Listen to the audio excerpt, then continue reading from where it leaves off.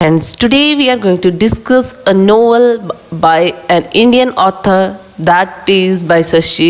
Deshpande. Shashi Deshpande का लिखा हुआ एक नोवेल दैट लॉन्ग साइलेंस आज हम डिस्कस करने वाले हैं। तो वो बहुत लंबी चुप्पी, साइलेंस, तो इससे क्या समझ में आता है? बहुत इजी कि मतलब कोई भी लॉन्ग साइलेंस की वजह से किस तरीके से एक कपल को परेशानी का सामना करना पड़ता है, इसमें उसकी बात होगी। तो दैट लॉन्ग साइलेंस जो नोवेल है, इसमें हम सबसे पहले अगर हम ये बात करें कि कैरेक्टर्स इसमें बहुत ही सिंपल और मतलब ज़्यादा नहीं है। हम अगर डिस्कस करेंगे उस टाइम पे भी आपको समझ में आ जाएगा, लेकिन फिर भी मैं आपको एक बार फटाफट आपको बता देती हूँ कि हम किस किस कैरेक्टर की बात करेंगे। जया है जो इस नोवेल की प्रोटैगनिस्ट हैं, जो एक मिडिल क्लास में जन्म लेती हैं और बहुत ही आप ये कह सकते हो कि जो मेन कैरेक्टर की जो लड़की है एक मिडिल क्लास फैमिली से बिलोंग करती है, क्लेवर है, क्यूरियस है और ब्राइट है। मोहन है, जया की शादी होती है बाद में और मोहन से, और इसके हस्बैंड है मोहन। फिर इनके दो बच्चे होते हैं, राहुल एंड रति। जया और मोहन का जो सन है उसका नाम राहुल है एंड डॉटर है उसका नाम है रति। कुसुम है और रवि है जो जया के भाई बहन है, मतलब कुसुम जया की बहन है और जया का भाई है रवि। ज़्यादा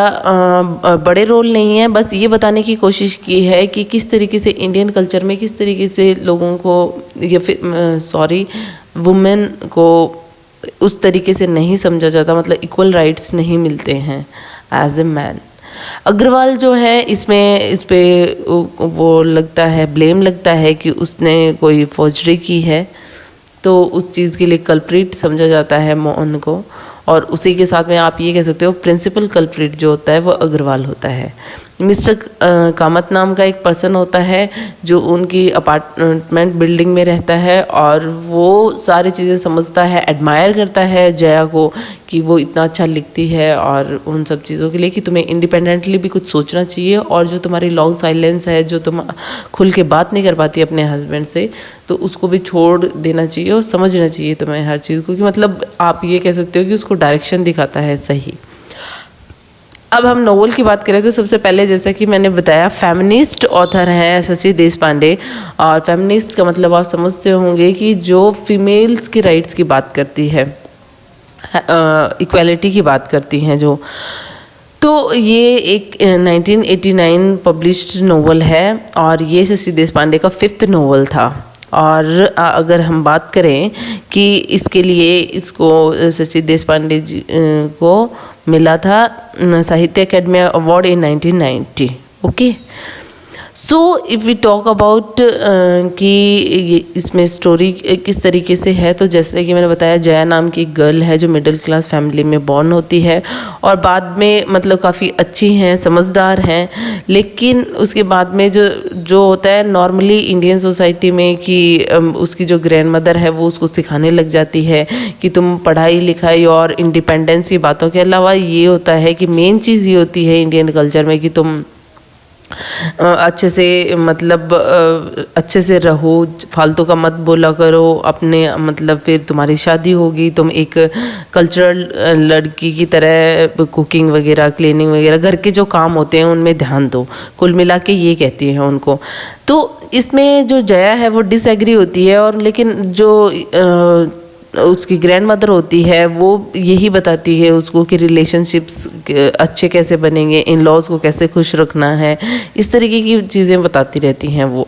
जैसे हर एक इंडियन फैमिली में होता है। लेकिन जया के जो फादर हैं वो उसको सपोर्ट करते हैं, और वो बाद में जया की शादी भी हो जाती है और वो राइटिंग वगैरह भी करती है फ्री टाइम में,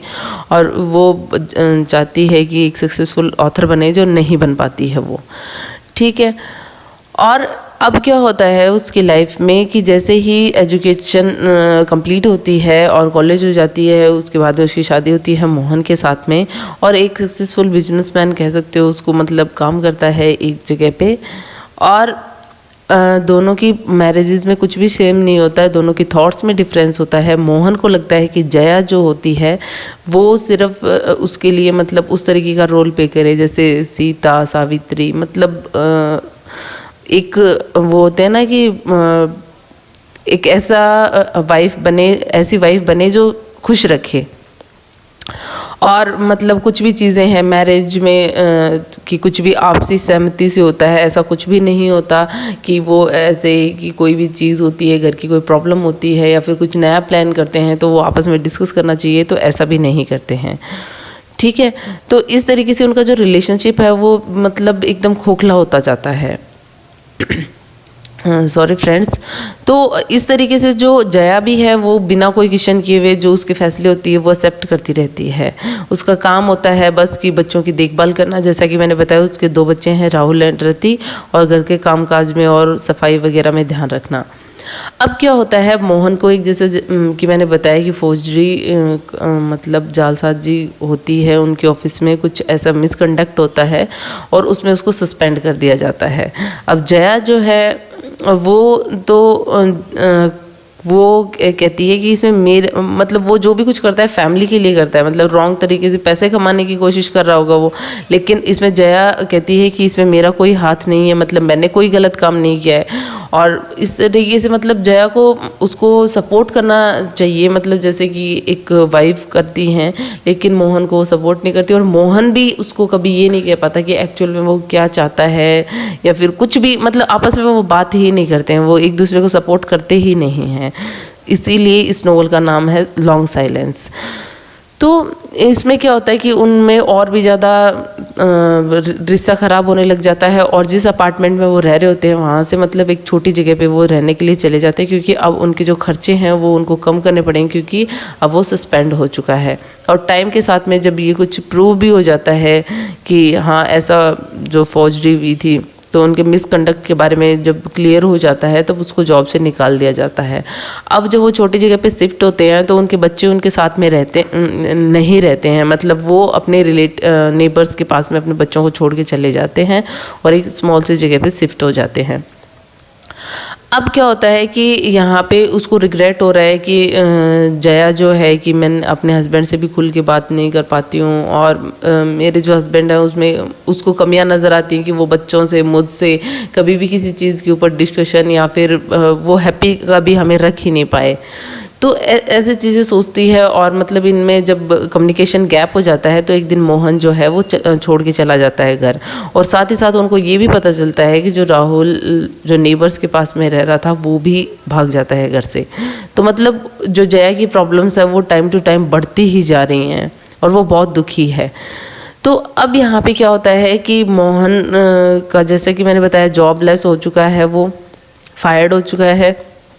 अब एक बार क्या होता है कि ये सब मतलब अब बिल्कुल अकेली है जया, उसके पास में उसकी बहन कुसुम विज़िट करने के लिए आती है, और वो भी मतलब परेशान है अपने हस्बैंड से, उनकी भी मैरिड लाइफ अच्छी नहीं चल रही है। तो वो रिसेंटली जो सेपरेट हुई अपने हस्बैंड से वो वहाँ पे आती है और वैसे ही बातें करती है वो,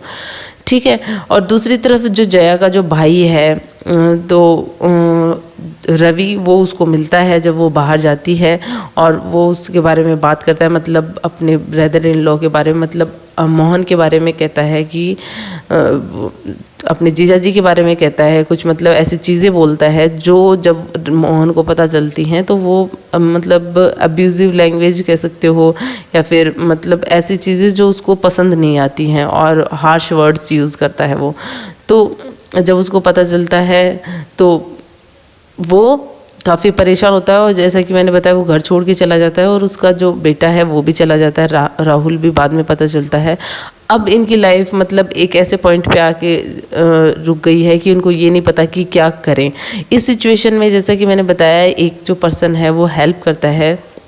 मिस्टर कामत, जिससे जया वो को एडमायर करता है, वो राइटिंग के लिए सपोर्ट करता है, इंडिपेंडेंस के लिए सपोर्ट करता है, और साथ ही साथ में ये भी कहता है कि मतलब ये तुम्हारी मिस्टेक है, मतलब तुम्हें एटलीस्ट तुम दोनों को एक दूसरे से बात करनी चाहिए। ये जो कम्युनिकेशन गैप होता है, जिसकी जो साइलेंस है, इसकी वजह से तुम्हारे रिश्ते ख़राब हुए हैं, तो कि तुम्हें सपोर्ट करना चाहिए अपने हस्बैंड को, और तुम्हारे हस्बैंड को तुम्हें सपोर्ट करना चाहिए। तो इस तरीके की जब वो बातें करता है तब अब रियलाइज़ हो गया है जया को, लेकिन एट द एंड जब इसका एंड होता है नोवेल का, तो एंड होते होते एक हैप्पी एंडिंग होती है, मतलब सब कुछ ठीक होने जैसा लगता है, क्योंकि अब जया को एक टेलीग्राम मिला है मोहन से और वो कहता है कि वो बहुत जल्दी वापस आने वाला है, उसको जॉब भी वापस मिल गई है। और जो जया है वो एक्सेप्ट कर लेती है मोहन को कि मतलब क्योंकि उसको भी रियलाइज़ है कि उसकी क्या कमियां थी, और अब वो एक्चुअल में ऐसा चाहती है कि वो लाइफ में कभी भी वापस से अपने रिलेशंस में लॉन्ग साइलेंस नहीं आने देगी, जो उनको इमोशनली और मतलब सेपरेट कर दें, ऐसा काम वो नहीं होने देगी। और इस तरीके से मतलब जो जया है और जो भी उनकी जो फैमिली है वो खुश हो जाती है। और it is all about the novel that long silence. So किसी भी रिलेशन हो, कोई भी रिलेशन हो, तो उसमें साइलेंस नहीं होनी चाहिए, क्योंकि जहाँ पे कम्युनिकेशन गैप होगा वहाँ पे प्रॉब्लम्स होंगी। सो बात करने से ही बात बनती है। So it is all about it. Hope you like it. If you like it, please hit the thumbs up button. Please subscribe the channel, put your views and suggestion in comment box. So thank you.